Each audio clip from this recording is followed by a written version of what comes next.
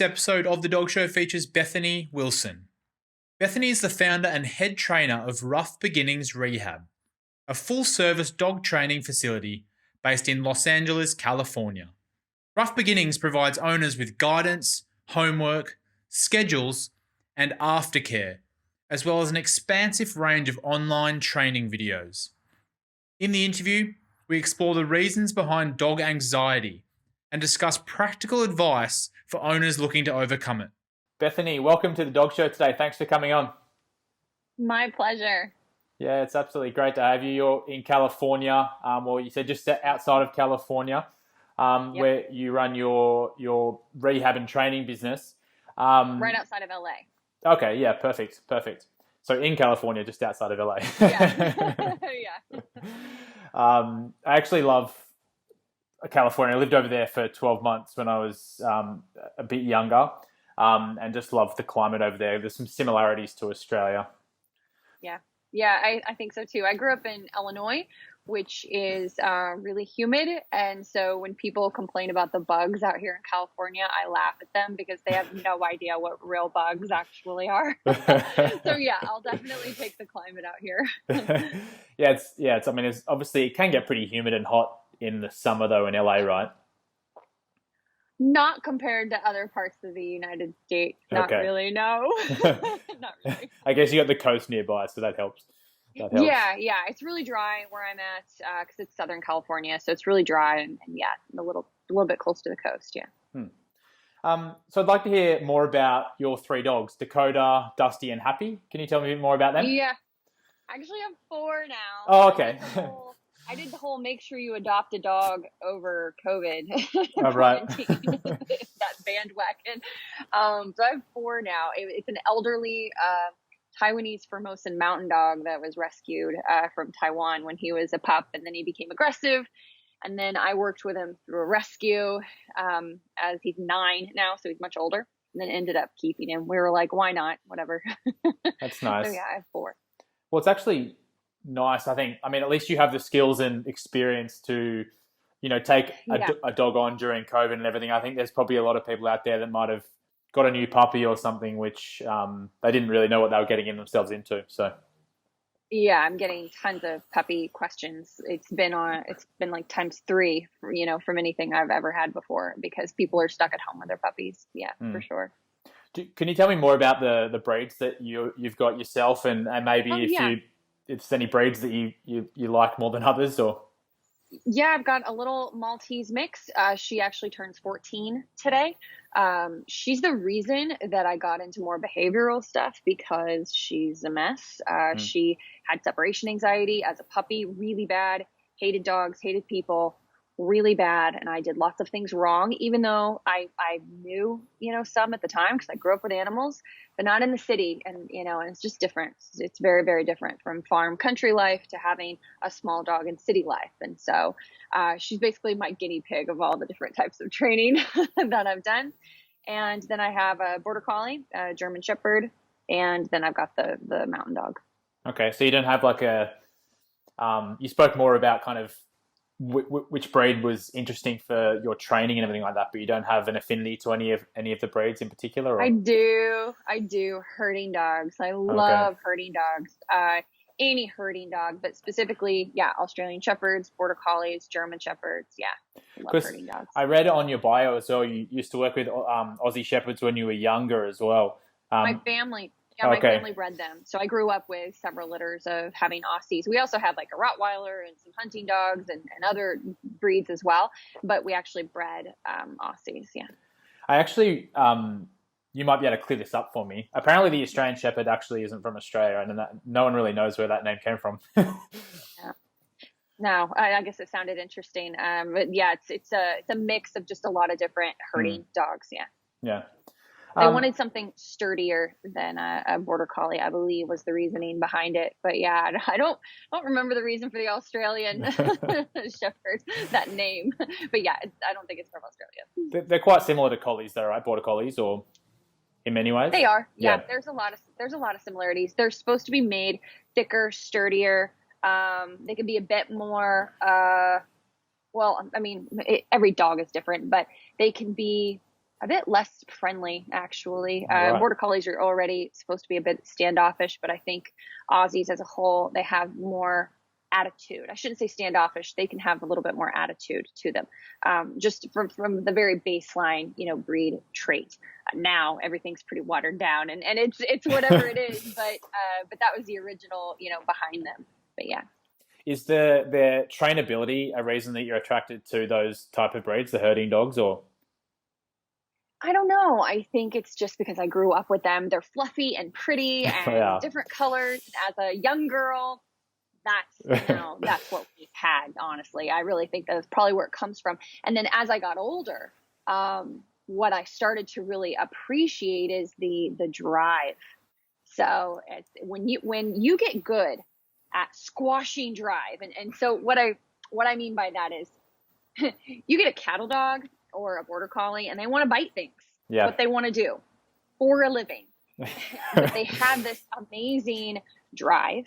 And when you know how to squash drive, when you need to squash drive and build drive and have fun and teach and train a lot of fun stuff, when you want to be able to do that too, I really enjoy them a lot. And then I spent several years, like 7 years, working with a couple of German Shepherd rescues. And so then I got to see so many of those herding dog traits, but with some protectiveness and overbred nervousness, mixed in there, with the German Shepherd breed. And so I just think all herding dogs are just the best. So I guess when you say squash drive, you're talking about like channeling their energy, their natural energy in the right way rather than in the wrong way, like biting and chewing stuff. I actually mean squashing it, like making it go away. Like okay. A strong enough no for them to be like, oh, I can't chase squirrels on the street. Okay, I won't do that anymore. Oh, I can't attack that stroller's wheel. Oh, okay, my bad. That's what I mean. Actually killing the drive to be able to do that. Correcting it. You can't make it magically go away, but you can correct it and then work your dog through those emotions and then channel the energy when it's appropriate in other ways. But I can't, in my opinion, as a trainer, I can't take that drive to want to chase that vehicle or that bicycle or bite someone's ankle that's jogging by, that I deal with a lot in the city with herding dogs. I'm not going to take that drive and channel it somewhere else, because I'm going to create, a maniac, basically. So I teach them to control themselves and just impulse control. And no, you don't do that, but you can do this, and you can do this, and you can do this, but no, don't do that. And so rather than a redirecting, it's just no, we don't do that. We don't bite joggers' ankles in public. It's not something you think about, but we can go play ball and we can be off leash and you can play with dogs. You can heel next to me. We can do obedience. You can jump up on picnic tables with permission. There's just different ways of looking at it, basically. I think that's a great way to describe it. Impulse control. I've not heard it explained in that way before, because that's essentially everything that dogs do is related to their impulses, right? So, well, everything that everyone does is probably related to their impulses. Duplicate for human emotional control. But yeah, I think it's dangerous when people try to constantly redirect these natural instincts. I think you need to find a way to nurture them. Don't get me wrong. And don't get a cattle dog thinking that you won't have to deal with a dog trying to bite things that move fast. There has to be some common sense here. But I think people get into a lot of trouble when they're constantly trying to redirect that instinct onto food or a toy or refocus on them. And I just want them to learn you don't do that.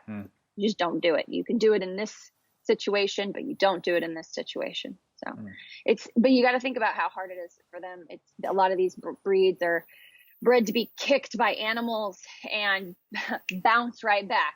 So I'm not saying it's easy. I'm just saying that that is what I teach people how to do. That's what works for me. That's what works in city environments. I'll tell you that. And I know a lot of rural environments too. When you lose your dog because they're chasing a deer, until they're exhausted, things like that. That's the approach we have to take nowadays as we take these dogs with these instincts and try to make them fit into our lifestyle now versus 100 years ago. Yeah. Okay, so how did it all start? Ruff Beginnings Rehab is where you're at now, and you've been dealing with dogs, pretty much your whole life. But can you give me a bit of a backstory on how you got to where you are now?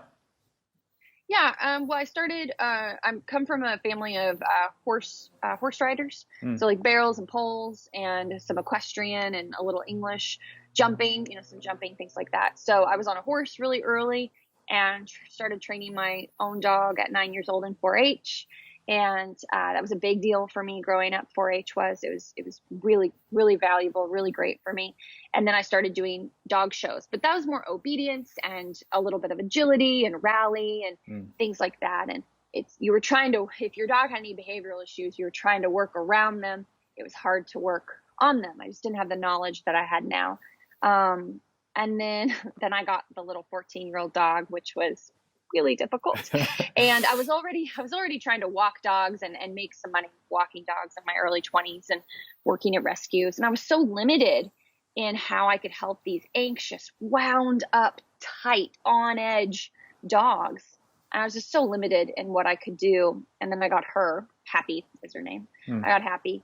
And then I started watching, I worked with a few different trainers and a few different methods that I'm still paying for to this day at 14 years old. But then I started watching, it wasn't working. So then I started watching, like Cesar Millan, Dog Whisperer was popular back then. And so I started learning from him, and that really connected with me because because I was in the city at that point, a farm girl in the city. And it brought me back to some of my roots of pay attention to the dog. What are the dog's needs? And so instead of what are my needs and what do I need to make my dog do, what is my dog saying to me? What are they communicating to me? And that just reminded me that I didn't need all this special stuff growing up. When I had a heifer running at me because she was mad that I was too close to her calf, I didn't need, positive reinforcement and all these tricks and things that we do. It's just instinct and energy and all this stuff. So he really brought me back to my roots. And then from there, I feel like I built up just a lot of experience working with dogs and rescues and shelters. And then I was limited once again, even with my little dog Happy. And then some trainer somewhere, once upon a time when YouTube wasn't huge and had all this plethora of information, there was like one trainer that had a few e-collar videos. And they were working with an anxious dog. And I thought, okay, well, I know that they use e-collars for intense dogs like canines or aggression, but that can't be for fear or anxiety. And I just watched there's like 3 videos. That's all I got. And I was like, well, I'm desperate. I was like, people are going to judge me for putting an e-collar on a small dog. I know they are. But I'm so desperate. I really hit a wall again with my little dog Happy. And for her, it was her separation anxiety. So I had seen a lot of progress doing a lot of different methods for her issues with people and dogs, and life is life, basically. Life made her anxious. And so separation anxiety, though, man, that's such a tough one where they can't stand to be alone ever. Got kicked out of my first apartment because of her. The mess. So anyway, saw these videos and decided to try it with my little dog Happy. I was nervous and I knew I would be so judged if I went outside with it. But literally in a matter of weeks, our life changed with her. And so then I sought out more information specifically on e-collars, got books on it, just got as much as I could and just copied what other trainers did, figured out what worked, figured out what didn't work. Then I was talking to some of the rescues that I worked with, some of the people I had gotten close with, if they would allow me to try it. There's a huge stigma against them. So they would only let me try it with dogs, and these are rescues, with dogs that they were going to have to put down because they were so bad, or dogs that had been in that rescue for a year to 2 years in a kennel, not even a foster home, a kennel environment. So they would only let me try that kind of stuff on those types of dogs. And it's so secretive. It's so secretive that like the whole board of directors, like 3 different rescues, wouldn't even know. It would only be 1 or 2 people on the board. Because if the whole board knew, they wouldn't approve it at all. They'd rather put a dog down than let me try to work with them on a training tool. Yeah, even on prong collar. Even on prong collar. So anyway, I was able to work with a lot of these dogs with a lot of different issues and use these training tools and see what worked and what didn't work, and use that combined with my energy and body language and taking the dog into consideration to kind of get me to where I am now. Okay, so what are some of the common signs of anxiety, I guess, with dogs? You kind of touched on a few with Happy then, but I imagine there's separation anxiety that you spoke about, but there's also anxiety in, certain situations. In general, yeah. Anxiety at life, which happens a lot in the city, that we've found anyway. It could be a number of things. It's pacing, it's heavy panting, it's a lot of lip licking, it's shaking, like physical shaking. But honestly, it's mostly just a dog that's constantly on edge. Your dog might not have any of those signs until you start trying to work on it. Then they'll start to show some of those signals that they're anxious. What we find when dogs come in is that they're everywhere. They can't calm down, and they can't focus unless maybe if you have a treat, maybe, and then they're right back to it. So they're constantly on edge, constantly feeding off of their environment. So there's no ability to exist. There's only taking the energy from the traffic, from the airplane overhead, from all the dogs barking behind them, behind fences. The squirrels in LA, squirrels are so desensitized to humans. You've been here, so you know they're just hanging out with you while you're walking down the street.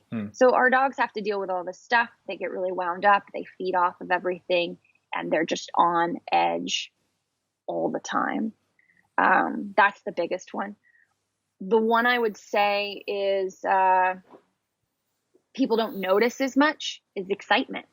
Okay. So we get a lot of dogs that are overexcited all the time, and they look happy. Oh, my dog is too happy and too excited to listen to me. We get this with a lot of retrievers, and they're actually anxious. They have a lot of anxiety. They just can't settle. I feel like that might be a light bulb moment for me. We have a French bulldog, and she has like some of the things that I would attribute to being anxious when we have like a group of people in the house or something like that. She'll do those things like licking. So it might lick the floor or lick the wall or something like that. And sometimes she'll get distracted by shadows and scratch the floor, that kind of stuff. But she also gets quite overexcited initially in situations. So I'm wondering whether that is something like I never thought of it as an anxious thing, but potentially that is as well. Yeah. And what she's doing is she gets overexcited when people come over, and she kind of calms herself down. The newness of the situation wears off. And then she tries to pacify herself by licking the wall, licking the floor, going after shadows on the ground. She becomes more easily distracted. Yes, it's anxiety. It's anxiety. Yeah. So before I won't dive too deep into my issues, because it's not a free consultation, but I guess are there any dogs or breeds or maybe rescue dogs that are more likely to get anxious? Yes, I'm sure there are. I try not to get too caught up in that. I do talk about breed traits a lot with my clients, and even mixed breeds, they'll take on one trait more than another. But yeah, there definitely is.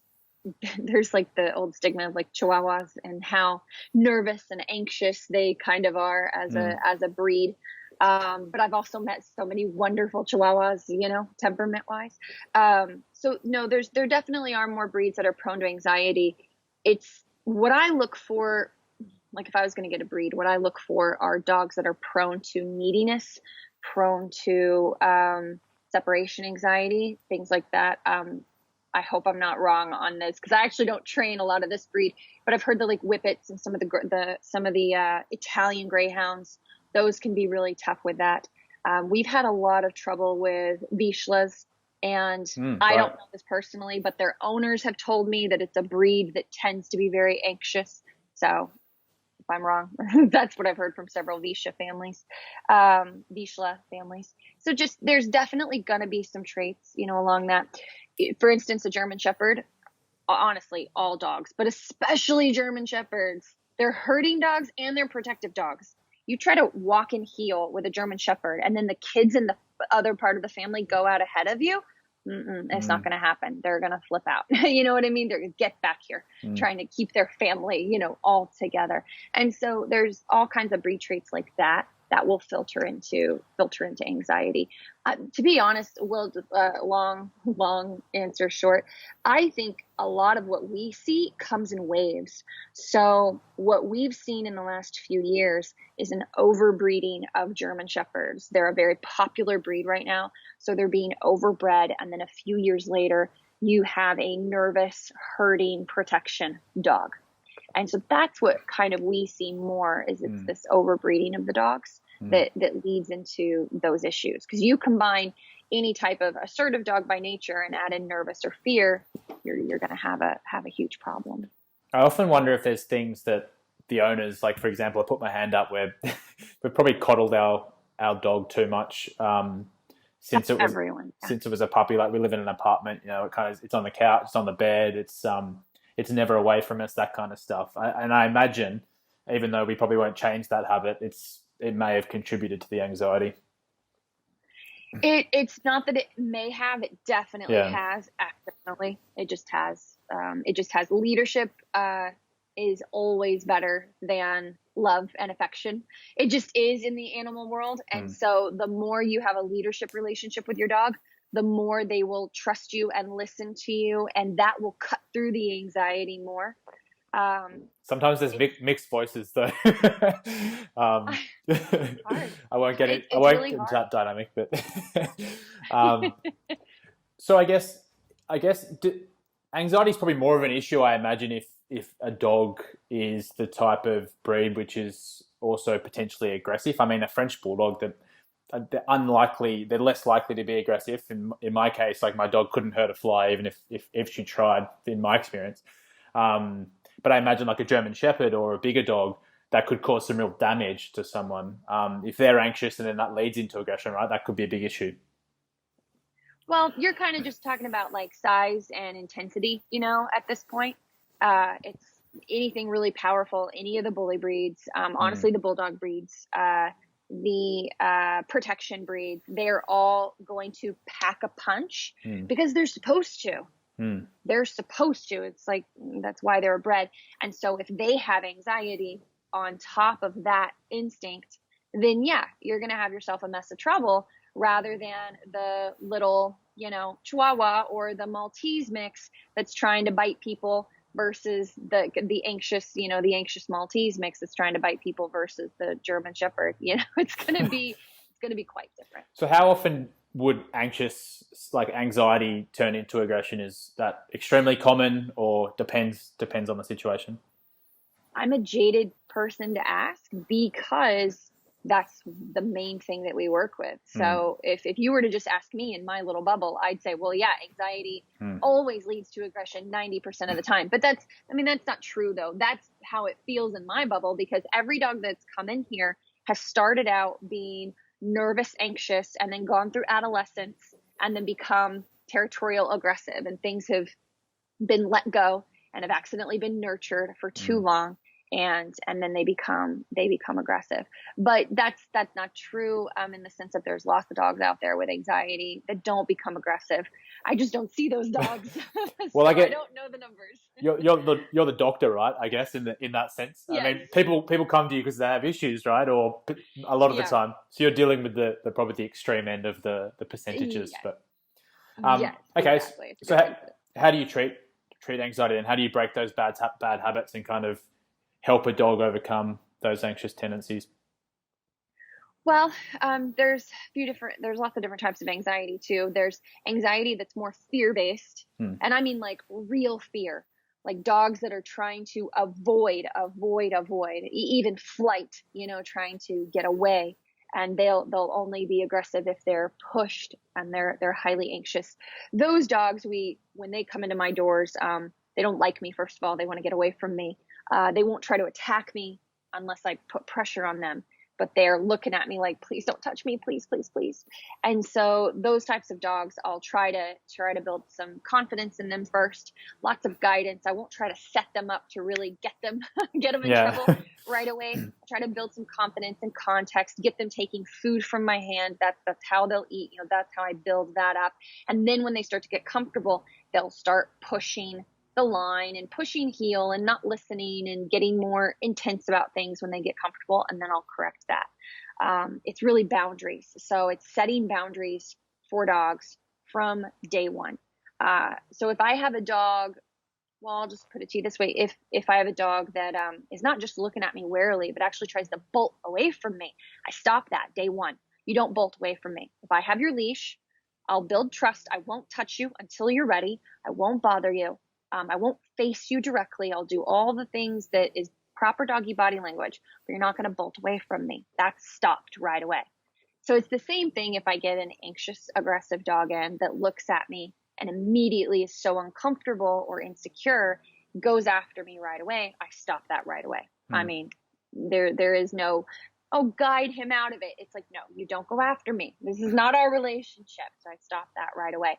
And then I'll build them up, as needed as far as following my direction. Once I'm not getting the attitude, stink eye. It's like, you just have to feed off of whatever type of anxiety it is. So basically what we've found is when we stop fight or flight, when we stop that, enough is enough, then we get all this emotional middle mess. I mean, just a complete mess of the messy middle. That's what we're working with. That's what we're constantly guiding and teaching and helping and sometimes correcting. It just depends. But it's all about balancing and adjusting to whatever the dog is giving me. So if I get a dog that's really anxious about going for a walk, we have a dog right now that's terrified of traffic and he hates walks. They're miserable for him, unfortunately. That's sad. And so it's very sad, especially where we live. And so as soon as I open that front door, he's not passive about it. So his ears are forward and he's on edge right away. I correct that.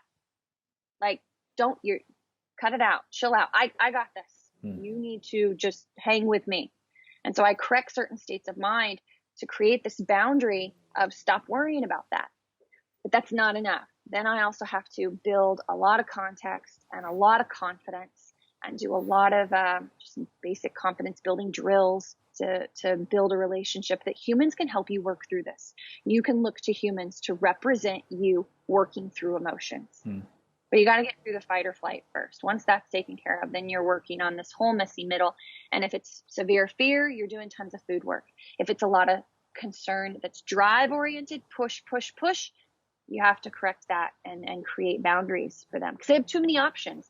It's like going to the grocery store and there's 30 different kinds of milk and soy milk, and this, and it's just like, can I just have milk, please? Yeah. It's kind of like, it's just, I'm taking away all of their options. I'm making them solely rely on humans for a while. We're really tough because we get in tough dogs. So it's like, they don't go potty without permission. They don't do anything without permission for a while. And then when they go home, we ask that they do the same thing for 3 to 6 months. The dog has to look to them for everything, permission for everything, taking away all their choices.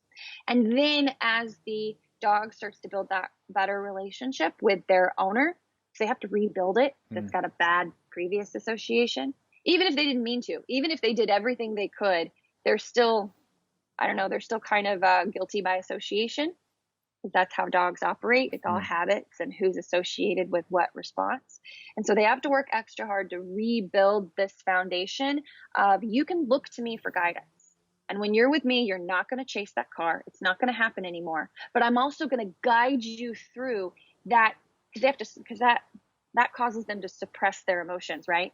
If I say, no, you can no longer chase that car, I'm suppressing their emotions. So then I have to help them work through that in order to get to a better headspace, if that makes sense. And that's usually through obedience and drills and guidance, and that's your confidence building. Are you using? So anyway, are you using the collar throughout a lot of this training? Yeah, sure am. And then the relationship between them changes. They become more leader than companion for a while. Dog starts to trust them more, look to them more, know they don't get belly rubs every day, but their life starts to get better. Quality of life, quality of walks. They get to do more with their dogs. They can trust them more. Then they can bleed back in some freedom, some attention, and figure out that balance that's going to work for them, their energy, their dog, their dog's issues. But yeah, to be super specific, dog goes for a walk, and let's say they're fully e-collar trained at this point. So I've spent a couple weeks, they're fully e-collar trained, decides to get really aroused over another dog, they're about to react or car or something like that. By that point, we have a good idea of what valuable level on an e-collar that has 100 levels or more to stop them in their tracks. And then they're kind of stifled and they're like, oh yeah, and they go into avoidance. That's so important. So then the next car they see, they just avoid right away. They're like, I'm not supposed to look at the cars because I can't handle it. And then we scroll down on e-collar. And when I see that, oh my God, I can't look at that. I'm not supposed to. They're making better choices. Scroll down on e-collar where it's like a tap on the shoulder. Then I do a turn, like dog come, and they're like still a little worried, tap on the shoulder with e-collar. They're like, oh yeah, okay. And then stop and sit, pause for 3 long seconds, 5 long seconds. Okay, let's go. Turn, stop and sit, long pause. We call them transitions. So if you're trying to work a dog through anxiety, if you go, sit, good, let's go. You just made their brain go right back. Yeah. And so between every command is like 3 long breaths, which is like 5 to 10 seconds. It's like sit, pause, pause, pause, pause, heel. And then pause, pause, pause, pause, change direction. Long pause, stop and sit down. Long pause, heel. So it's just all these things, these transitions from one movement command to a stationary to a movement is very slow. We're guiding with the leash, low e-collar. Then they get kicked up again by something, correct it. See how they do the next one. Then work them through the emotion. That's what it is, over and over and over again. And we don't just do it outside.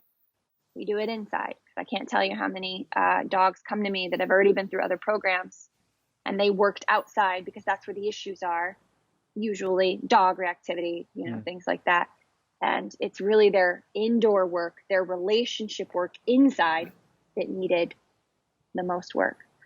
So we do those obedience routines inside and outside to just create a full package for the dog, full context for the dog. Because if you let your dog do whatever inside because they're generally a good dog, why would they listen to you when you go outside when there's tons of stuff around that's bothering them? So you practice inside and then you try to do what you're practicing inside outside. So anyway, I could go on and on about that.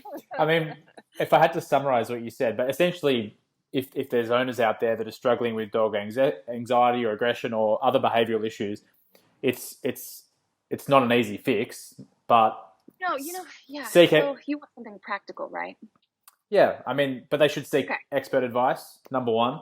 Then they should seek expert advice, but there are things that everybody can do right now. So I can really accidentally get into the weeds here, talking about that, the rabbit hole that we can go down. But let's talk specifics. What can you do right now out there at home when you have a dog that has anxiety issues? First of all, start just asking them to do more in your house. And if they go everywhere, like for your Frenchie, I'd say, well, your Frenchie needs to be on a leash. Sorry, is that okay? Can I just use you as an example? Yeah, that's fine. Go for it. I need to learn. Okay. So I'd say your dog needs to be on a leash when people come over. But that's not fair to just do it when people come over. So you need to practice it some during the week too. So if you crate your dog, for instance, the leash goes on in the crate. The dog has to sit, lay down with a leash on with you holding the leash and wait and look out an open crate door. If they try to go through the crate door, no, shut the crate. Open the crate back up. Has to lay down, has to wait. Invite your dog out. Walk calmly to the bedroom threshold. Stop and sit. Open the bedroom door. Have them wait calmly. They can't just go through it right away. And then walk through your home rather than your dog being free and running through your home.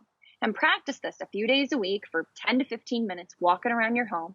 But always do your thresholds. Always do your crate threshold, your bedroom threshold, your front and back door threshold. They have to wait. Car threshold. They have to wait to come in or out. And you have to do this with the leash just to start off with. So you got to practice it. And then do a little bit of place work every day. So they have to go to a dog bed or a cot or a towel, something, and lay down and stay there for 15 to 30 minutes on command every day. But you don't want it to be boring. Also make it fun. Do lots of repetitions first to kind of warm them up to the idea of going to the bed and laying down if they're not used to that. But it's all on leash, okay? So fast forward, 3-4 weeks later, people come over. Your friend, she's on leash. It's not a foreign idea to him. He gets super excited. Yes, I would correct that right away, but you at home may not know how to do that. So instead of a more serious correction, just give him a little leash tug. Be like, everybody ignore the dog, please.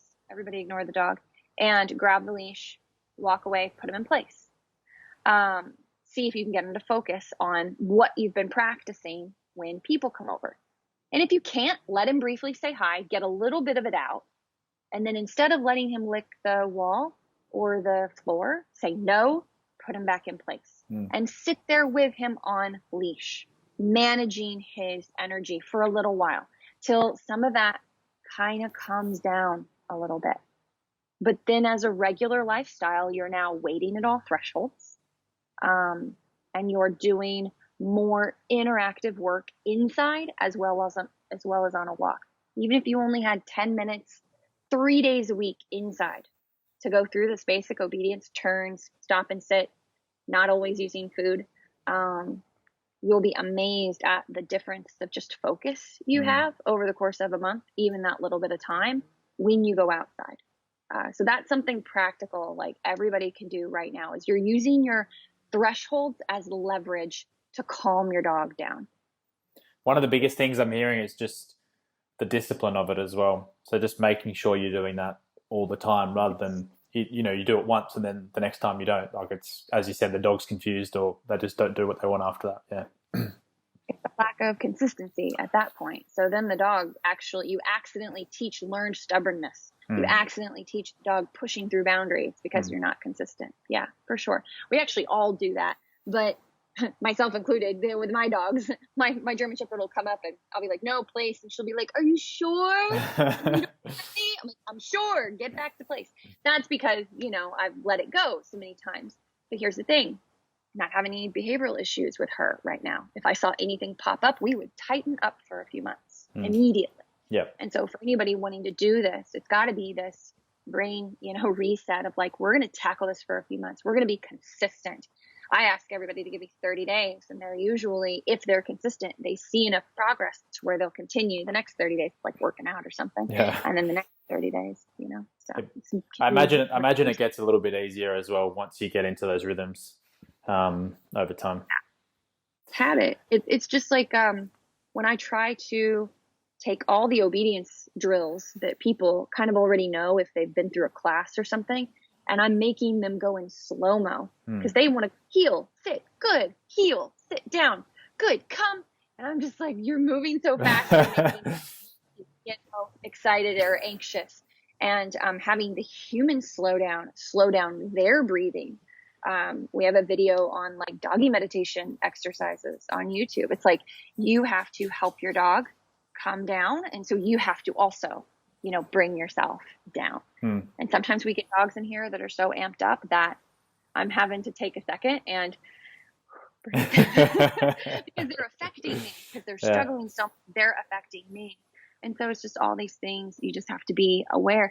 But for me, that's part of the fun of it. It's like getting back in tune with your dog, feeding off of them and figuring out what they need in order to get to the mental space you need them to get to, not being distracted on your phone or distracted by something else going on, giving your dog 15 minutes of undivided quality time a day to help slow their brain down. And then you get this new association with them, this new relationship with them. They start to see you as something else as well. And so they'll start to look to you more when they need you. It's pretty cool. Anyway. Some great advice there. So, Bethany, where can people find out more about Ruff Beginnings Rehab and all the cool stuff you're doing on YouTube and the website and stuff? I know you also do some e-calls as well. Is that right? As part of your services? You said you do some online calls as well as consultations. Is that right? Yes. Hear the accent. Sorry. Kidding me. Yes, we do Skypes and now the big thing, Zoom. And we were doing seminars, but obviously not right now. Yes, we definitely can reach people from, different parts of the world. We have YouTube, we have Instagram, we have Facebook that has an endless amount of information on it, honestly. And yeah, we do board and trains and one-on-ones, but yeah, your big thing nowadays is going to be all about the online training. It's where honestly the dog training community is headed towards anyway. So yeah, we've got information about that on our website on Ruff Beginnings Rehab, which is RUFF. And yeah, and that's about it. I just invite everybody to come and just have discourse on our page, and we do Q&As and a number of things. So yeah, it's just about being able to participate with community in other places nowadays for social media. Yeah. Well, your content is fantastic, and today's call has been very enjoyable for me. I actually have some medicine to take now, though. I need to go and work with my dog, and hopefully, everyone else got some great stuff out of it as well. And I highly recommend them checking out all of your great content and getting in touch if they've got any behavioural issues that they'd like to look after. So, thanks so much. Thank you. Yeah, thank you so much for coming on the show. It was really enjoyable. You're welcome, and thank you for having me, Will.